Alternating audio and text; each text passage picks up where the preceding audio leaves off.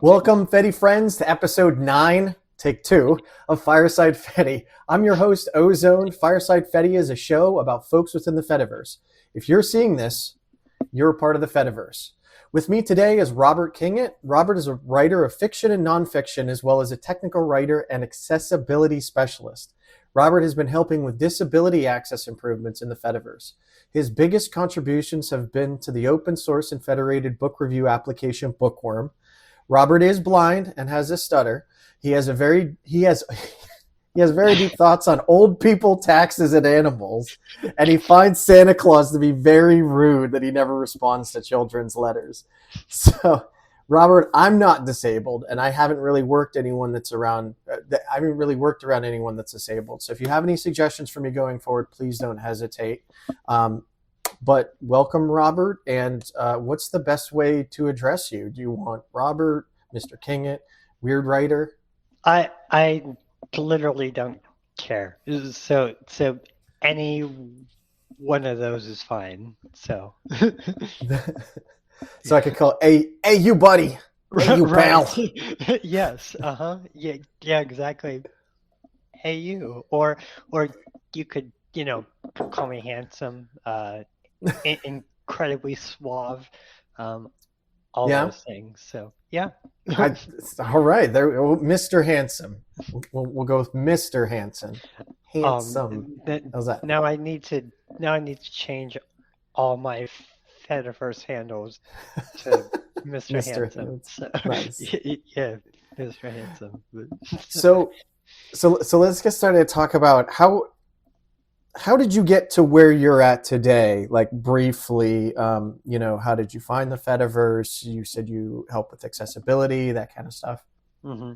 So I am an old school Fediverse person. So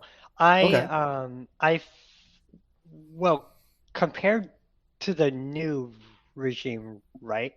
Like there were loads of people that were around before me, before Mastodon even had a user interface, and you had to post to the network via terminal. So those people are older than I am, but I came to the Fedi in like 2017-ish or so. I just there was something that happened at Twitter to the point where I just really didn't want to deal with Twitter any longer, and I can't remember how I heard about Mastodon or something, but I was You're okay. But I was looking for an alternative to the shithole, and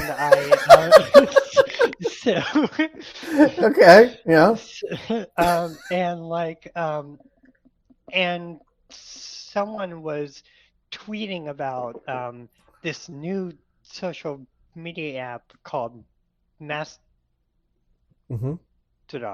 and I'm the kind of person that is relatively tech savvy. So if something is based on a protocol, I'm going to learn about the protocols. So I learned. So even before registering to the service, I did a lot of reading, a lot of poking around, but at the time there wasn't really a lot of Fediverse things. There wasn't a Bookwyrm at the time. There was Freedica, but that was less successful in terms of adaptive technology. So I registered for Mastodon, and I've been there ever since. and now everybody looks at me like I have a few screws loose when I say I'm just not on like mainstream Yep. social media, and they're like, "What? Like, you don't have an Instagram?" Like, no, I don't have an Instagram. You don't have you don't have you don't have a Twitter? I'm like, no, I don't have Twitter. So but you can find me on the Fediverse, and they're like, ew. So so yeah, but but despite the weird looks and things, I really found a home there because um, Mm-hmm. this might seem wildly strange, but when I log on to my timeline, um, I know everybody that's posting on the timeline. Yeah. Whereas, whereas, like on Twitter and things, like I knew of them Mm-hmm. and I knew of their work, but I really didn't feel like I knew them. And so, yeah, so I'm curious if anybody else has ever No, I, made that I, comparison. So, yeah, I agree. I find the Fediverse to be more of a community where you start to get to know people, and that's one of the reasons I wanted to do this because it definitely feels more like, like I said, a community more than whatever. I never had a Twitter. I think mhm. I mean, I might have had one just to log in to check something, and then I deleted it. I had a Facebook, and then I deleted it. Like I never understood folks that just want to give their data over. Like that data Mhm. says more about you than you realize it does. Mhm. Mhm. And like that always just freaked me out. And I never got into social media up until the Fediverse. And I'm with you. I was on Mastodon, I think 2017, 2018. But we obviously have very different paths. You have contributed to disability and accessibility in the Fediverse. Can you talk about like what you've done there, how you've helped? Are you working on any specific projects? A heck of a lot of things. So Yeah. I'm the kind of creator that does a lot of things in the background. You don't know that I'm doing things until I tell you that I'm doing things. But Mm-hmm. but I think in some ways it keeps me from having a gigantic ego. Um, that because it allows me to focus more on what needs to be done to, rather than getting praise for doing it. You know what I mean? Um, Yeah. that I mean that being said, I truly think that if you do have someone that is contributing a heck of a lot to your projects and things, you should absolutely uh, give them credit or shout them out or help them Mm-hmm. out. Um, but for me, it's not. I mean, it's like I'm not in this to gain capital or something. Um, I I just want to make things better for the people after me. Um, Yeah. yeah. So um, I um, I mean, if you really want to pay me, you pay me in cookies or something. So so that's but What like kind yeah. of cookies though? Not all cookies are equal. Ah, shit. Well, yeah. Uh, like um, now that's hard. You backed me into a corner now. I ask the real questions here. What can I say? yeah, yeah. And and coming from a journalism background, these are the kinds of questions that we need in journalism school. But like, yeah. Uh, so like, so I mean, that just any kind of cookie, even if it's like international cookies. By the way, I have met so many international friends Yeah. in the Fediverse that it's it's really bizarre. It's bizarre in a good way because I was on Twitter and everything I was looking at was very kind of American kind of centric, Mm-hmm. and now because I don't have an algorithm Yeah. controlling what I see and what time of day I see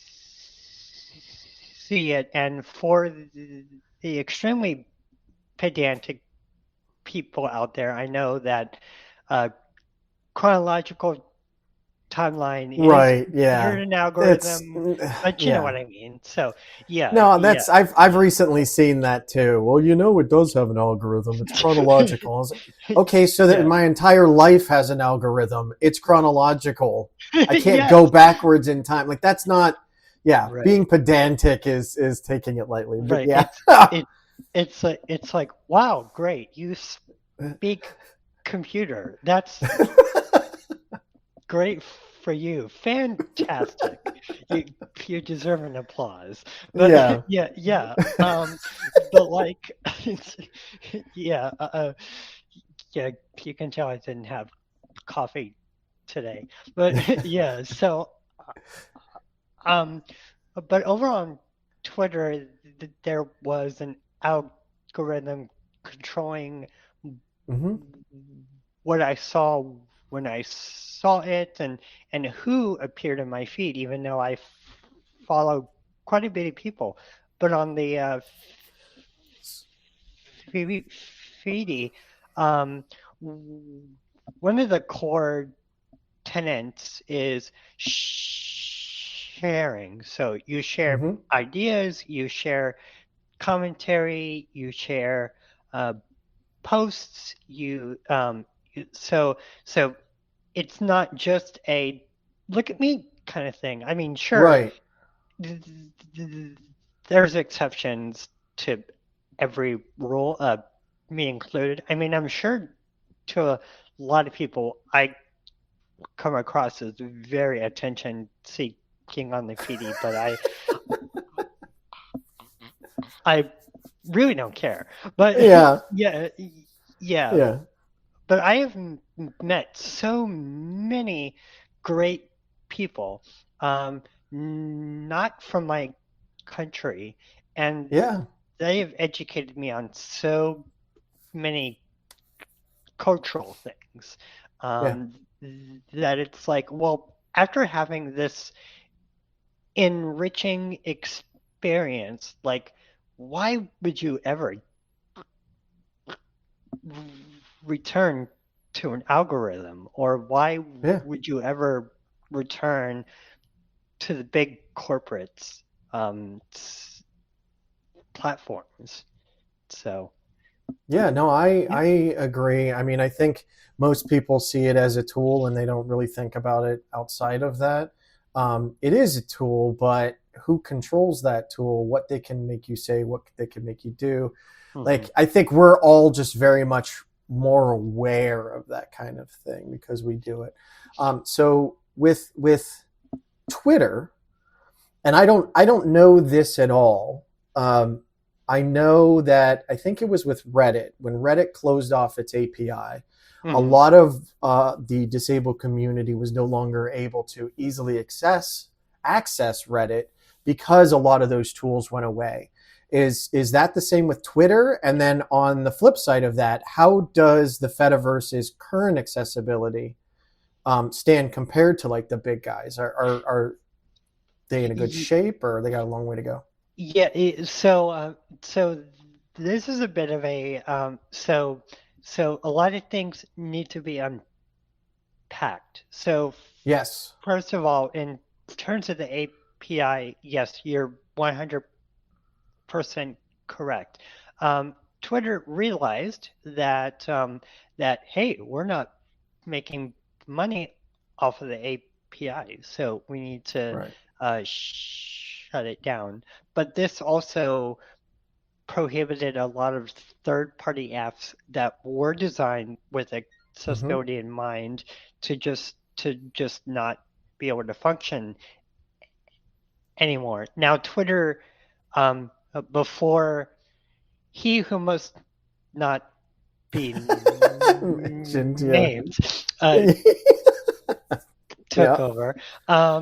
It's well, Jack Dorsey is a really horrible person too, but you know what I mean. So, Yeah. but but in terms of Twitter's then accessibility team, Hmm.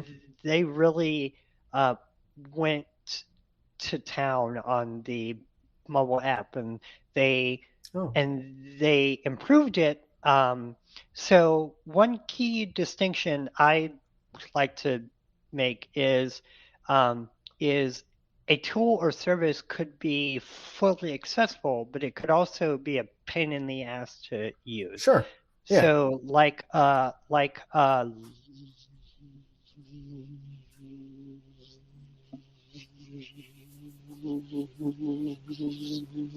LinkedIn, for example, uh, LinkedIn is Hmm. technically accessible, so it has all the labeled kind of buttons and everything, but the user experience is just awful. Yeah. It is like the worst experience you could have, but it is Interesting. accessible. So Okay. so Twitter, I mean, my accessibility standards cross over into usability. You know, is Yes. Yes. the app very efficient to use?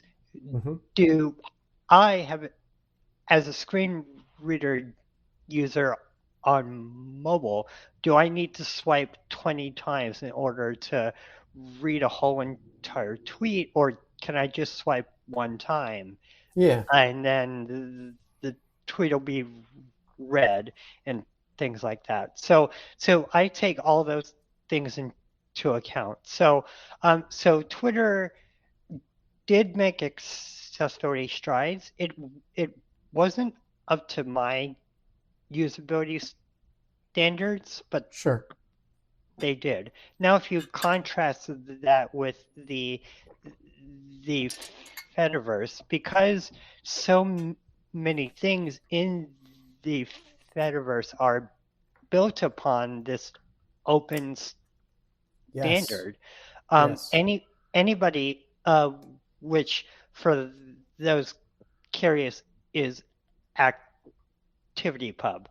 There Right. are some there are some people that say, well, Blue Sky is part of the Fediverse. And I'm like, I strongly Yeah. disagree. So Yeah. so if you want to fight about it, we can haggle over email or something. Um but You're buying though, right? right, yes, definitely. But Yeah. um but in terms of the infrastructures being built on an open Hmm. standard, this makes everything open. Um, Yeah. we've seen a few times where people have tried to make closed things in the Fediverse and have a closed uh, system, not uh, open source Right. And it just doesn't do well at all. So the fact that it is so open, this means that any developer could make it as Mm-hmm. accessible as they want to. Now, are there problems with some of the main UI elements in some of these uh, services or platforms? Yes, absolutely. Mm-hmm. But because it is such an open platform, I use a bunch of third-party software anyway, and nobody has to know the difference. So Yeah. Well, and yeah, I think I've talked to other people about this before. As you were saying, like it's so open, anyone can really make anything for it, right? And if you decided, like if Mr. Handsome, Robert Kingett, decided he could build a Fediverse for the blind and only like it only works, for you, with a I'm not braille machine, I would assume, right?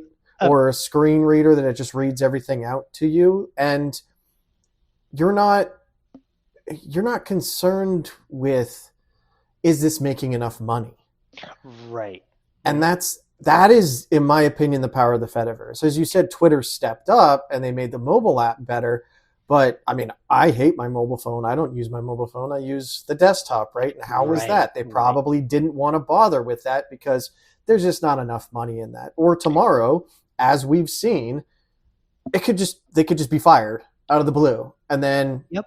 Mhm. who's going to manage that? At least with this, you give your code out, you make it as accessible as you can, right?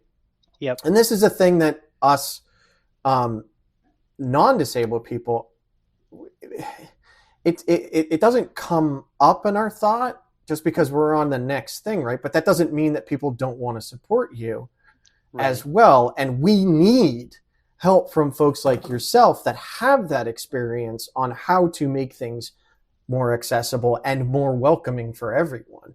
And even if something happens with you, you have open code, someone else can take it and run with it. Right. Yeah, exactly. I mean, logistically, also the digital curb cut effect is real. So if you make your platform or service more accessible, it's just Mm-hmm. going to be a better user experience for everybody, including your Mm-hmm. non-disabled users, because buttons and things are going to be clear when you have to debug code, for example. You don't have to wade through a mesh of Mm-hmm. sloppy code. Everything will be clean. Um, Everything will be easier to debug and track Right. down and everything. So it just works for everybody involved. And you know, there are loads of people that maybe don't know that don't know um, how to approach someone um, Yes. and advocate, but they have enough network. They can turn around and say like, "Hey, I was trying this app or something, and it's really accessible." And then this other person is like, "Hey, I'm very tech savvy, and my friend told me about this accessible app, and Mm-hmm. yes, it is accessible, but you could do so many things to enhance the user experience. So it's this constant ripple effect and Yeah. everything, and really when it comes down to the the money aspect, I've actually donated quite a bit to projects that like that just continue to make efforts to Mm-hmm. make their platforms and things more accessible. And I've told other people that have money, like, hey, if you're looking for a small project to give your money to, you should go here because they make their stuff accessible. So Yes. Yes. while I might not have as much money as other people, that doesn't mean that I don't know people Right. that yeah. Yeah. So Yeah. No, I mean, I've talked to tons of people before where it's like, I don't know the answer to that. But because I talk to people, I know who might be able to help you, right? And that's just as valuable as knowing just the answer. Part of the answer, it's more valuable, right? So exactly. what And sorry, go ahead. going back to the whole community Yes. aspect, like it's great because when I generally, well, I mean, I've been checked before, which is fine. I mean, everybody's human, so we're all gonna get things wrong at some point in time. But generally, I don't think I've ever been wrong.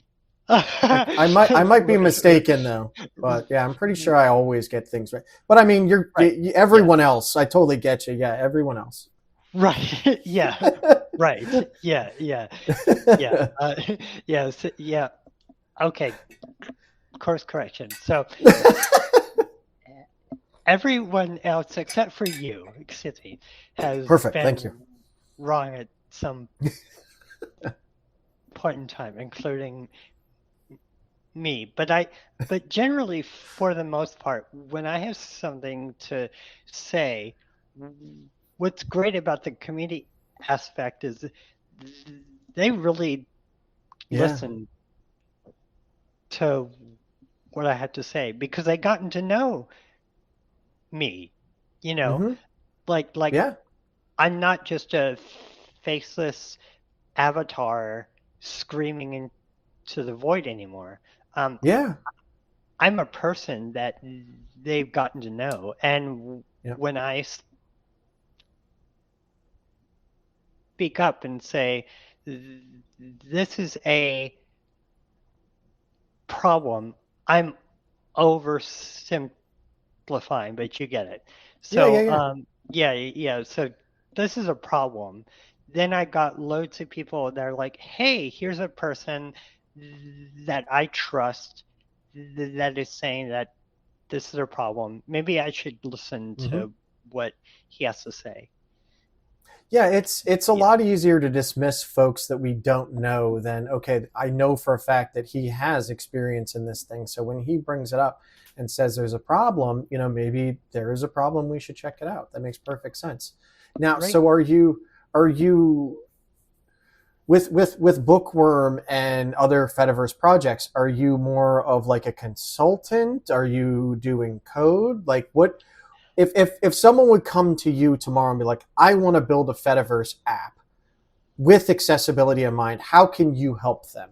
Hmm. Okay, yeah. So in this space, I am absolutely not a coder. Like Okay. like I could not code um, an app from scratch, nor do I really want to. That's not what I want to do. Now, I've Yes.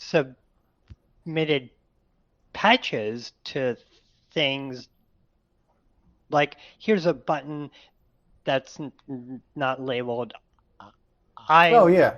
Right. went ahead and labeled Labeled it. the button. So Yeah. yeah. But for the most part, I'm a consultant, and recently, I'm also a technical writer. So, and Yes. what that currently means is I just randomly fork documentation, make a ton of changes to it, clear up all the language, simplify the language for non-technical people, and then submit a bunch of pull requests completely out of the blue. And and loads of people have been really good about just random PRs just coming at them like, oh, like here's a person that just rewrote my entire documentation in 2 days. Like, yeah, yeah. So, yeah. Okay. So, but but also, like that tends to happen less now because I tend to write to the people and be like, hey, I'm going to contribute a giant PR that's going to rewrite your whole documentation. And usually the reply I get is, thank you, because I'm not a writer, I'm a coder, and you made things so much clearer. So yeah. So yeah. Basically, I'm a consultant and a drive by technical writer. So yeah. Yeah.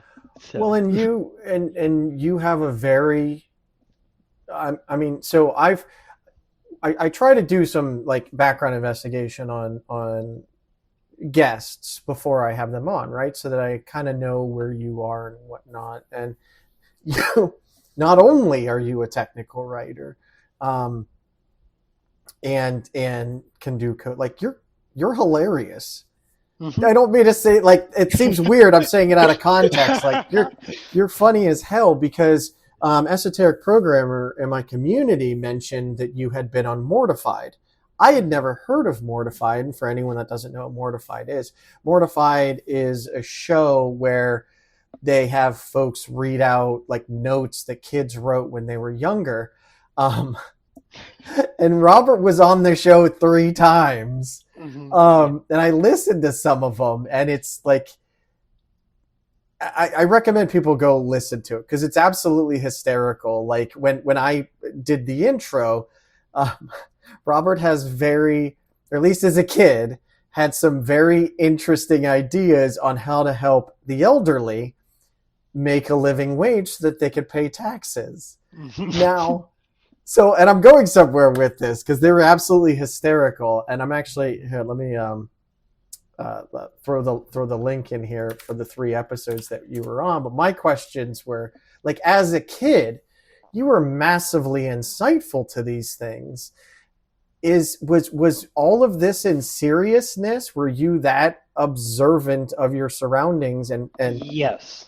And these were real honest questions, but then you know how to make fun of yourself, right? Like I think the first one I watched, you came up on stage and said, I am blind and I have a stutter, which makes it interesting that I observe so many things. Yes. Right. Yeah. Yes. It's really bizarre because I genuinely was that observant, and I actually got quite upset that nobody seemed to really want to answer my incredibly sincere questions. Like, yeah.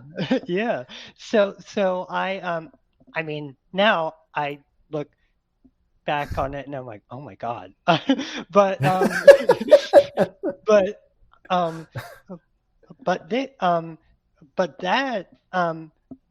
I have that kind of mindset for fiction work I do, for technical writing and things I do for the advocacy and Hmm. things I do. I just have a very, very different world view, and like really, some of the things I say might not make any sense. But if you just take the time to just listen, including listening Yes. to the child me, um, Yep. even though it seems wildly bizarre, that here's a kid like Yeah. concocting a way to to kill animals so that we can put senior citizens to work. It does make some kind of twisted logical kind of It sense. So no, but but I yeah. think it's amazing because again, you were logic using your logic to come up with a solution to something, and you were so heartfelt that you wanted to help. Now it ended up being really twisted and weird, but Right. but Yeah. that's us looking at it from an adult. Like my cousin, she's a single mother, Hmm. and her son, like, she would ask me questions about things, and the one day, and he was young, and the one day she Hmm. comes to me and she's like, he stands up to go to the bathroom now like a man does, and he said Hmm. that when he gets older he's going to sit, and she's Hmm. like, is that worrying? I'm like, he's using the logic that he has at hand to build the world that he knows, right? Like, you're his Right. mom, you're the only Yep. one he knows, and you're a woman, so you sit. I was like, Right. if Yeah. anything, we should applaud that kind of logic. Like, Right. correct the mistakes, but he used the logic that he had to come up with an answer. And Right. Right. yours were just so sincere, so that, no offense, naive, right? As a kid, Mhm. we're all naive, but you Right. came up with this logic of this world that you knew, Hmm. and to get a glimpse through your eyes of the world, right? Like, you picked up on things with your teacher. You're to refer to Yep. You me picked as up idiot, not you, on the Captain. old people smell, right? And that's super unique. And I was just I found it hilarious, right? But it's also so insightful into seeing someone else's view of growing up. And it's very interesting because someone actually wrote to me about those episodes, and they said,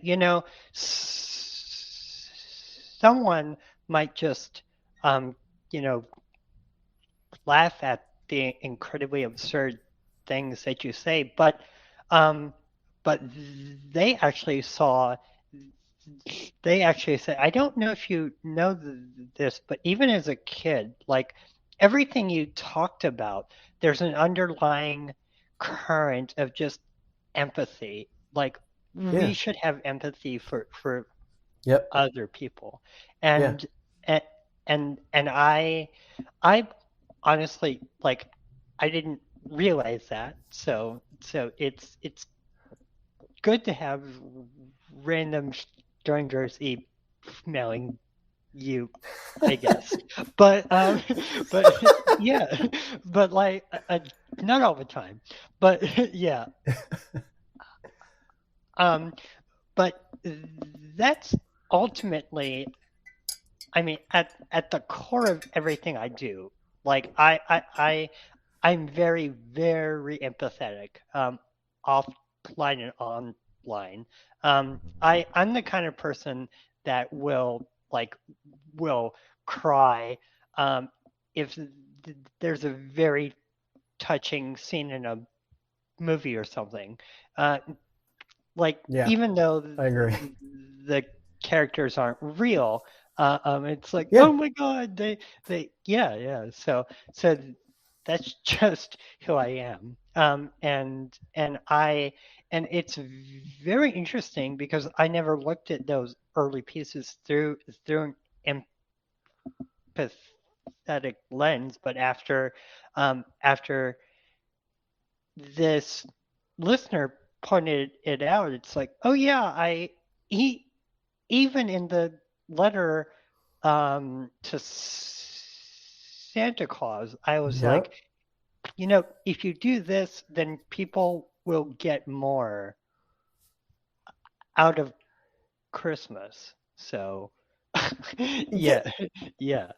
Yeah, So, but I think that idea of empathy, it extends, right? Like I was looking through your blog again, and there was someone that actually reached back out to you that mhm, they talked about how concerned for you they are considering mhm, the current climate. And I think knowing people are out there and you're showing empathy and compassion to others and you receive it back, it doesn't, it looks like this was an email that you put out here. It's reassuring to those of us that, we look at the awfulness that's going on, the terribleness, and just knowing that there is someone out there that you might have never met, but is a part of your community. And it's like, hey, we're really worried about your situation.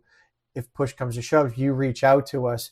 We have some place for you to go. We've been looking this up. And like that was so, I mean, it's laced with politics, right? But that's the mhm, major theme. But right. the underlying piece is just so heartwarming and heartfelt that there are people out there that will do anything they can to care for you. And that's your blog is filled with beautiful things like that. It's also with the craziness of the world, but Right. Right. Yeah. It's it's it's so cool that you brought it up because I because I actually asked him, I'm like, do you mind if I publish this yeah. on my blog? And he's like, absolutely, uh, um, absolutely not. Feel free. I want other people to see just just how much Yep. you mean to us. Um, but Yeah. that's why community is so important. Yep. Sure, like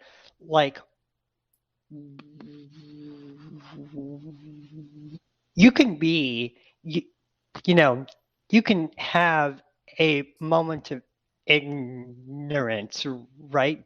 Mm-hmm. Like when it comes to um, privileges you might have or something, but the key is what you do after you've learned that you might be ignorant about a situation. Do you just say, well, no, you're wrong, or do you just quietly learn more? And that's what I do, and I'm not afraid to ask really um, what some online might call offensive questions, but those offensive questions could really lead to some deep rooted kind of understanding. But Yes. yeah. No, So I yeah. 100% agree. Like Mhm. there's a reason that people do everything, right? There was a reason that you thought those things, and an esoteric programmer actually wants to know what the teacher said after reading your articles. But there's logic behind all of this stuff. Even the folks that we write off as toxic people or not, there's a reason that they came to that, and sometimes it's built on experience. They've had a bad childhood or something like that. Sometimes it's built on misinformation, right? And asking those difficult questions and is frowned upon. Like, oh, well, they're just evil and they're just bad. And it's like that's not always the case. I think that's very much not the case. But Right. as someone like again that was never on social media, I never wanted to be in front of a camera. I never wanted to do any of this, but I have found, as you said, like an absolutely wonderful community around it that outweighs at least so far, outweighs the toxicity that can come from it. I think we've all been a part of some toxicity on social media, but it's not been anywhere near as bad as I thought it would be. Like, I think what really helps is I ask these terribly, terribly offensive questions offline to people that know me a little bit better than someone online, because even if so let's say hypothetically you see a conversation taking place and you feel the need to jump in because you feel the need to be knowledgeable about this topic. Yeah. But what you're forgetting to realize is maybe the person that's asking ignorant questions is trying to learn, and you just coming in and saying, well, and spewing your knowledge unprovoked. Let me clarify. This is entirely unprovoked. It's one thing if a person approaches you and says, hey, I have a question about X, Y, and Z. That's totally fine. But I feel like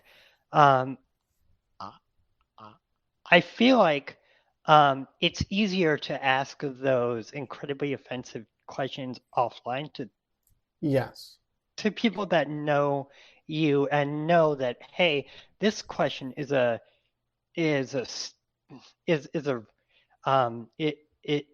offensive question, but the person is asking for a reason. Yes. Yeah. And we can't get to know each other if we don't ask those questions, right? Like I before I even knew transgender was a thing, like once I started to hear what it was, I knew some people and it's like, oh, okay, now I understand kind of what they're going through. But then I got comfortable with them enough to start asking them questions, right? And you go in as empathetic as possible and say, hey, I'm not, this is not my life, but I need to learn. I want to understand how it works. Or with your situation, like I fortunately had esoteric programmer that I could ask about being blind, and having that community matters. And show where you're coming from. I think yes, that's the key thing is, well, like show that you're trying to genuinely learn and not just waste anyone's time. You know what I mean? So but to answer Esoteric's question about the teacher after, could you read the question? Oh yeah. Esoteric programmer asked, what did the teacher say after reading that? If I remember correctly, on one of them you said the teacher had two options, to give you a good grade or to give you a suspension, which for the old people, right? And the teacher did both. You got a really good grade, but then told you had to get suspended for it. Yes, right. right. Yes. She actually wrote to me after hearing that episode, and she? And she was like, you know what, like there are loads of teachers with their favorite students, and and you were definitely one of my most favorite students, even though you weren't class valedictorian or things like that, but you challenged me in so many ways, and you so yeah, but I guess you could say I got into a lot of good trouble, I was, and it's strange because I was actually, as a kid, I was very quiet, so very, very, very no, like I truly No, was. no, no. Like, I relate. I tell yeah, people for the first 20 years of my life, I didn't really talk to anyone, and I haven't shut up since. So, right. Yeah, yes, yes. So I would love to know, like, how do people like us grow into extremely talkative adults that won't yeah, shut the hell up? I guess right, it's 20 years of holding things in, right. and they, yeah, but I but yeah, she she said, well, this is interesting. She did not read it to the whole entire class because she thought it was quite morbidly hilarious, but but she she, she actually approached me and she was like, "Do you want to skip a grade?" And I said, "Well, no, because I can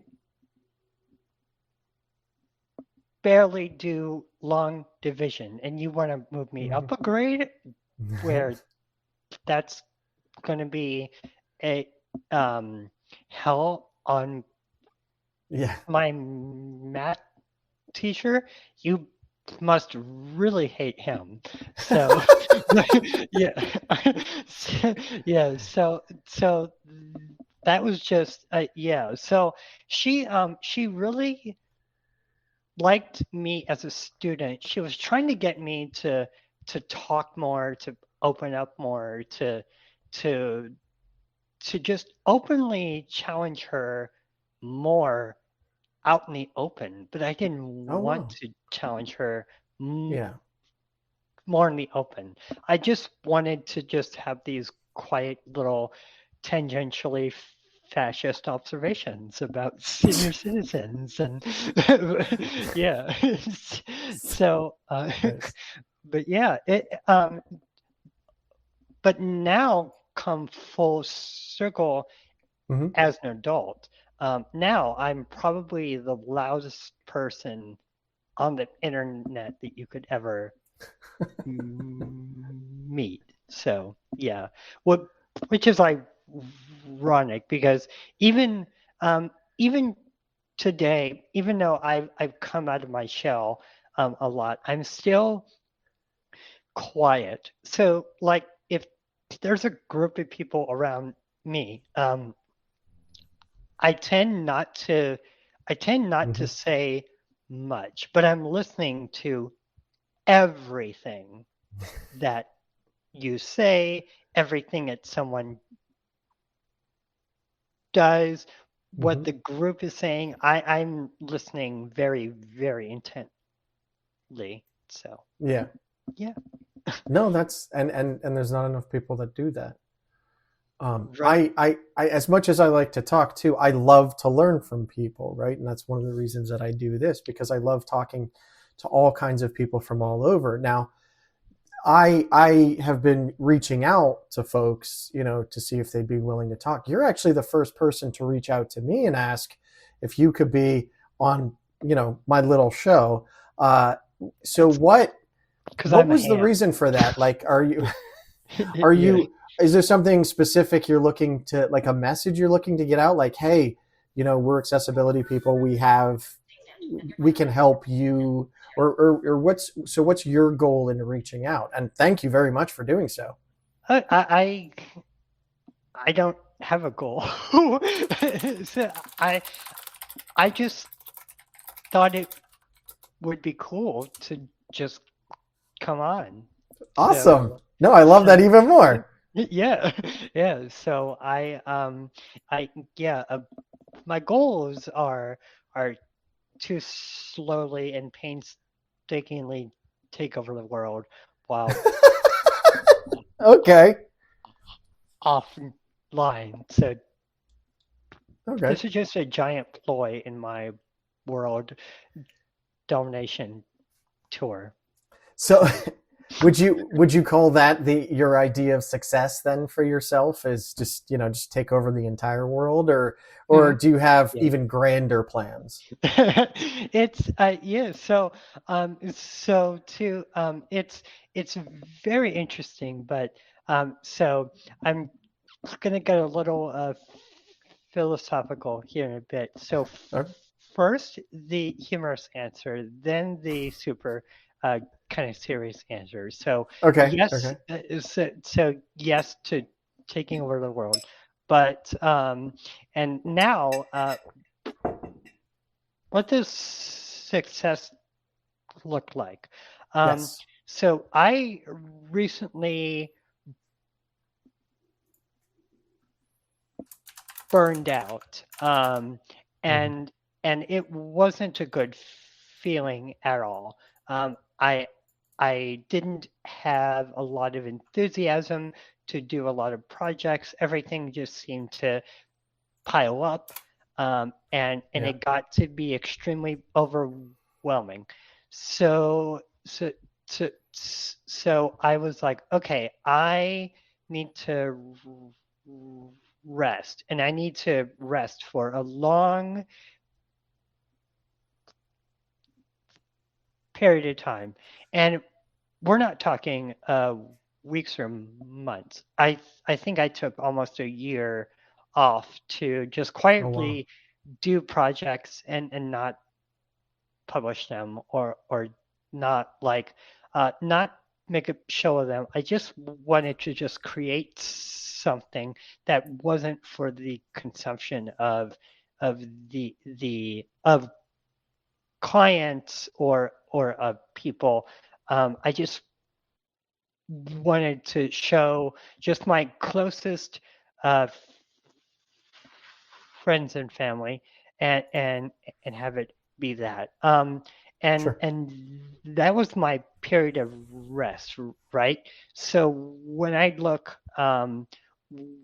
think about success, there's two facets to that. So success, does it make me happy, and does it pave the way to make others happy in the future, even if I mess up Hmm. or produce problem, problematic art? Um, does it make does it have the potential to make someone else happy in the Yeah. future? And I say that's what I really aspire to. I don't want to hustle. Um, I don't want to become a celebrity. Yeah. I just want to just uh, do what I can to make my world and to make others' worlds a much more fulfilling place. Yeah. And if that means uh, publishing a story that one person reads and everybody hates, but there's one person that loves it, then that is success for me. And I don't consider uh, success to be uh, having a um, having a long-term 9 to 5 grinded out career. Hmm. That's I came from that world, and that is the most soul-crushing thing that you could ever do. So I encourage everybody to just build a community around you and Yeah. love each other, and and have success based on that love, because the I like career it. is not going to matter um, Yep. to the person that is going to write uh, hateful reviews about your art or your work, um, you're never going to change their minds about you. So so Yep. just cultivate your own success, and if that means not looking for a job and volunteering in your community, then you deserve to be successful in that way. Yeah. So that's my answer.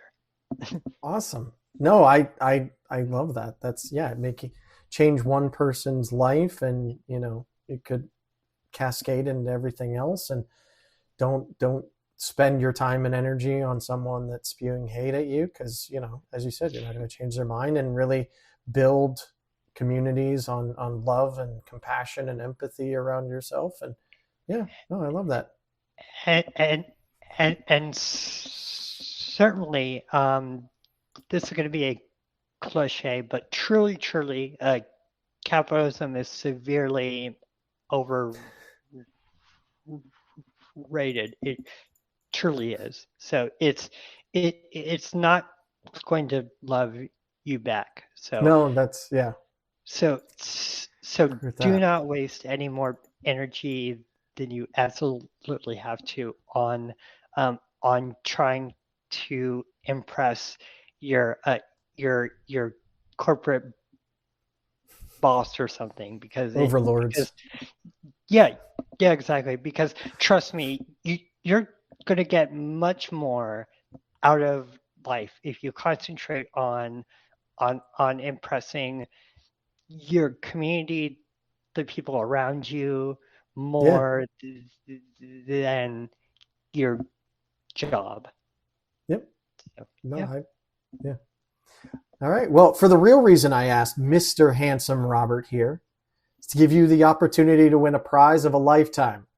Our prize today is a Victor Reader stream with a broken keypad. Esoteric programmer, how to help me out with Yeah, this. yay, epic. So is the whole entire keypad broken, or just a few keys on it?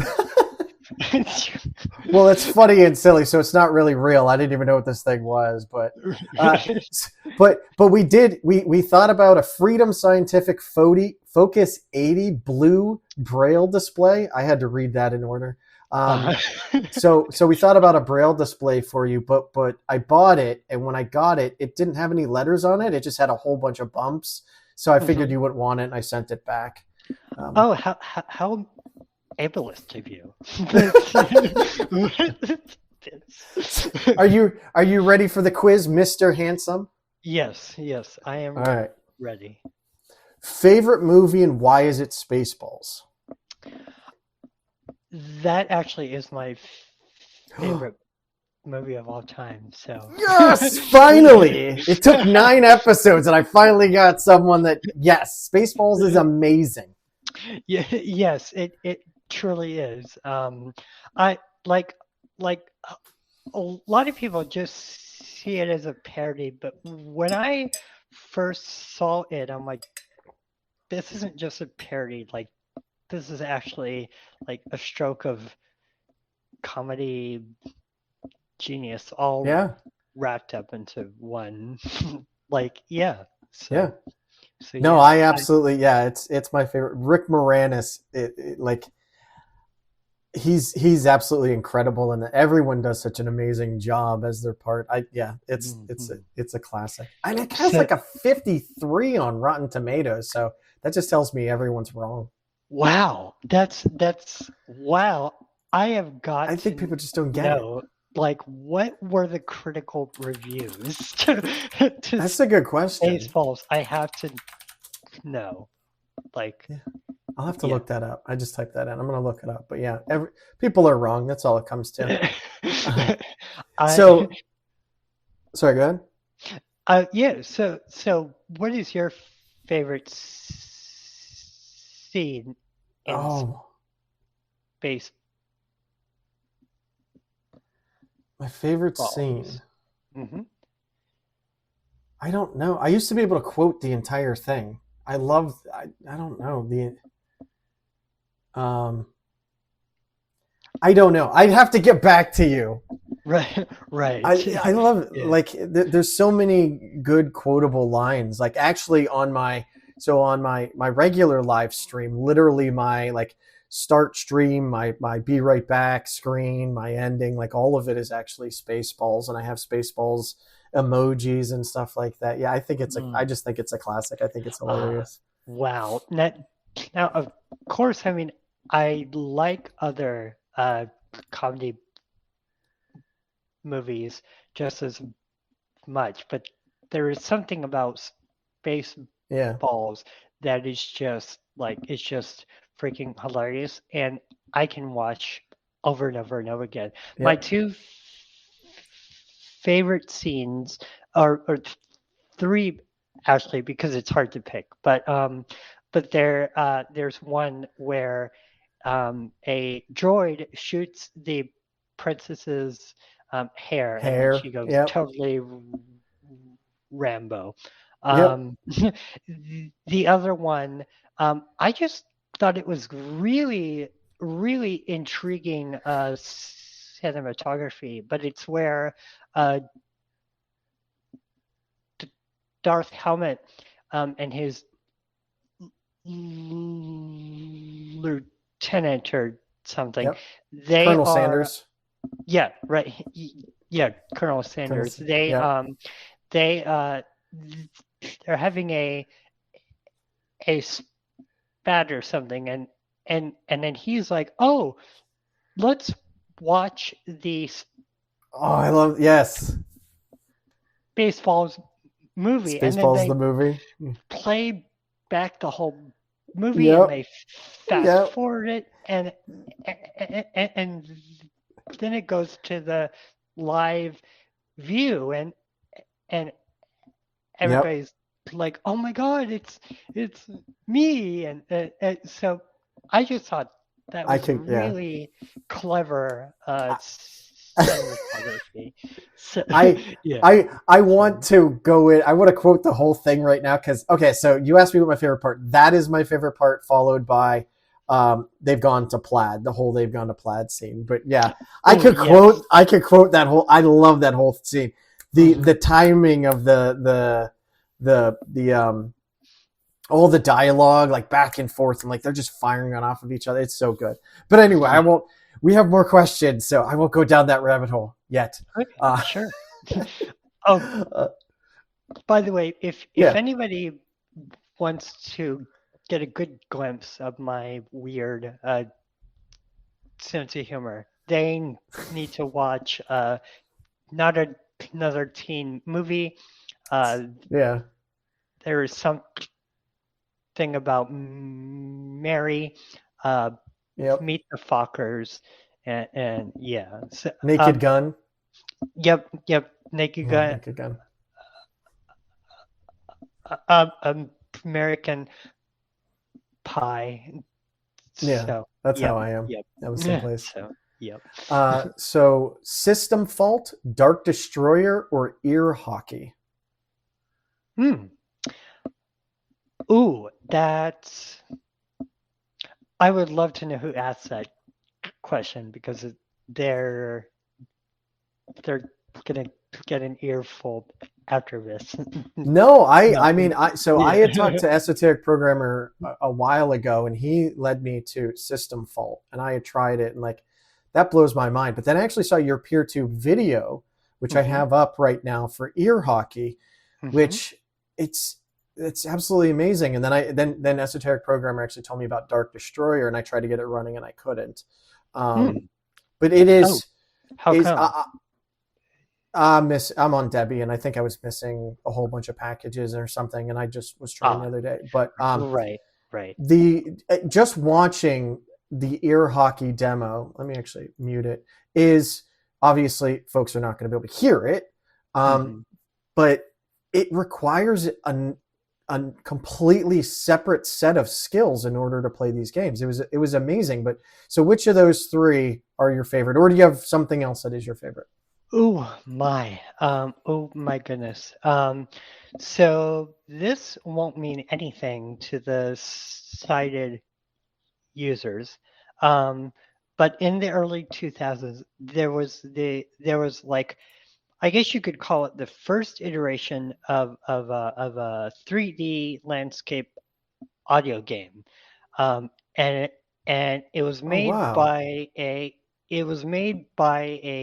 game studio that is no longer um, um, around, but it was it paved the way for audio games that we might Yeah. find today. It's a game. It's two games actually: Grizzly Gulch and Chillingham. Okay. So those were, I would say, the first ever fully voice acted mainstream um, audio games, um, and Okay. and and you could walk around an area, kind of. I mean, it was a point and click, but you know what I mean. So, um, but now I actually am going to get into streaming more uh, Nice. video games with accessibility features like audio description and Yeah. things like that. So yeah, like I said earlier, it's Yeah. it's not like a career aspiration or anything. I just want to do this for the pure fun of it and to Yeah. show off how incredibly terrible I am in video games.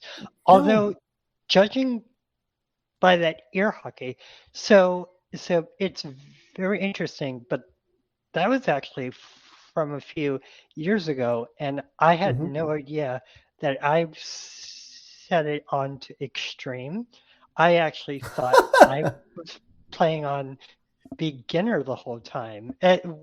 Watching it years later, I was like, "Whoa, am I really this terrible?" But I watched the beginning of it where I'm like, "And we're gonna put it on extreme." I'm like, "Oh no!"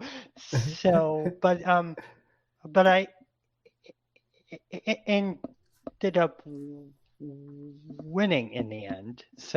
Yeah. So that No, was and having yeah. it's amazing to watch because watching it is it's this, 3D table hockey thing, but Hmm. someone if you would just watch it and try to play it, Hmm. you're not gonna win because the Oh, 3D is really? really difficult to tell where the ball is actually at. You really need to listen. At least I don't think you could do it, but you It's really need to 3D. listen as the audio, you can literally Is it? track it in 3D in your ears audio wise. You hear it going Mhm. further away and then coming, Yep. like the ball increases in size, but it's not exactly where the ball is at. And Yep. I was absolutely blown away by it. And I can't remember if this came through in the peer tube, um, Mm-hmm. but whenever the ball would go to the left or the right, it would pan in that direction. So Yes. Yeah. it, yeah, it did. It did come through Yes. during the Yes. peer tube. Oh, okay. Cool Yes. beans. Yeah, yeah. Yeah. So obviously, me having never actually seen the graphics, like I'm super curious. Like, so are the graphics really that terrible? To the point where you literally can't watch it; you have to hear it in Well, order to I wouldn't say play. that they're terrible, but when you hit the ball off the right side of your paddle, first off, you can't see the paddle. Like it is the camera. Oh, So when you hit it off the right right, side of the paddle, you're not right. actually even seeing the ball, but you can hear that it is Right. still on your right side. Right. Yeah. So you could play it, but I think you'd actually have a more difficult time playing it just looking at it than you would audio-wise. Because the audio gives you so much more idea of how far the ball is away. Whereas, you're looking at a 2D monitor in a 3D scene. And it just seemed really difficult to me that way. Yeah, and it probably didn't help that the screen recorder I was using at the time was actually really horrible. So yeah, but yeah, I realized I never actually answered the Yeah, question. no, you're fine. So ask it one more time. System fault, Dark Destroyer, or ear hockey? Ooh, okay. My probably system fault. System fault? So, okay. Yes. Yep. I did terrible at that. I played that well. I didn't play it. I failed at it miserably. Oh, how badly? I don't think I got more than like a couple of feet any time. Ooh. Yeah. Ooh. Okay. Yeah. That is very bad. But yeah. Yeah. But like it's very interesting. But like how do people are fascinated by our audio games. I actually had a person approach me, and they're totally sighted, and they approached me the other day, and they said, "You know what? I really like coming over and just hanging out with you because it gives me a chance to rest my vision. So I don't have to be in this constant world of looking at things all the time. So that's interesting. Yeah. Who knew that 2020 people would get tired of looking at things? So. Yeah. No, and I mean, again, you look at it in a completely different way, right? Like again, like with system fault, I was trying to watch the screen and listen, and I actually think I would have done better if I just closed my eyes and tried to listen. You learn totally new ways to perceive the world, as you said. Like you might be blind, but you are massively observant for the rest of the world, and that's incredible. Yep. Political and all. Unfortunately, but but I just I do everything I do with empathy because that is the one way to combat hate. It might take a few years. It might even take a decade. But that old cliche about love changing people and things, I feel like people don't want to admit it, but empathy and love, they do eventually change people. It's harder to see from someone else's point of view. It's easier to just hate and dismiss them as awful or something like that. But So our next question, which comes directly from Esoteric Programmer, so I had no part in this. Oh, God. Okay. Washing lasagna or shaving a duck? Wow. That's okay. Well, okay. Well, and it was much more detailed than that, but I'm like, this is going to be interesting enough. So I went with washing lasagna or shaving a duck. Okay. Now you've got to read the whole entire question. So that's all I wrote down. I forgot. It was I can't remember the whole thing, but shoot. Shoot. Okay. Yeah. Does he mean like Which would you rather do, I guess? Wash lasagna or shave a duck? I mean, I think washing lasagna would feel really weird and awkward, but I'm not going to try and shave a duck. Right. Yeah, so all right, so like, well, given the fact that like washing lasagna would just feel weird for a few minutes versus shaving a duck, which could really get me injured.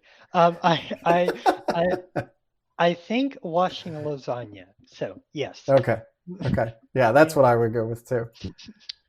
I didn't know if it had some like reference or something to like, blind people really hate washing lasagna, and I'd be like, what?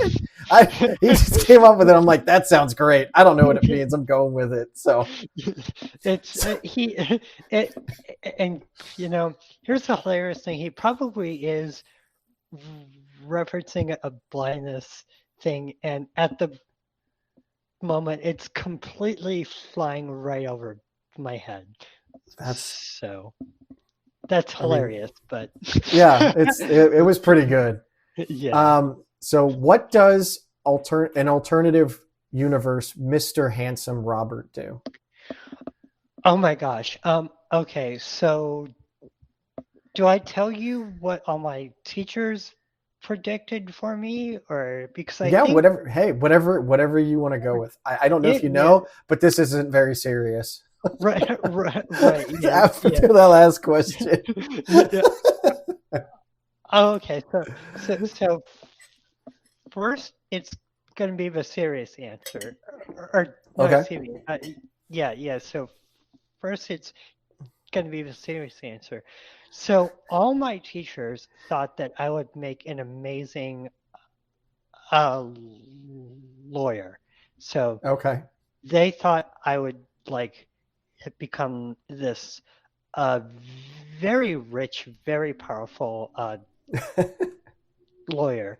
And I don't know where they got that from, because I hate paperwork of any kind.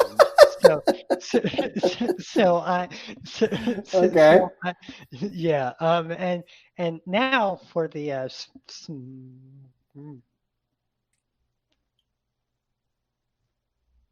smartass answer. An archaeologist for an alien race. Like I would be the lone human doing archaeology for this alien race. So I mean, it's an alternate universe, so maybe there is an alien race that's there. But I have a magic alternate universe phone here. Don't question it. You know, I can't explain it. It just works. So I called up an alternate universe Mr. Handsome Robert, and he informed me he was a paint drying inspector. Now, because he's blind, the only way he can tell if the paint has been dried is he has to touch it, but he always touches it too soon, so it's not dry. So he gets fingerprints all over it. So then they have to come back and paint it again.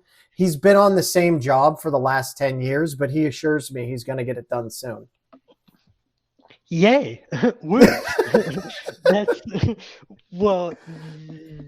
That's dedication anybody should aspire to.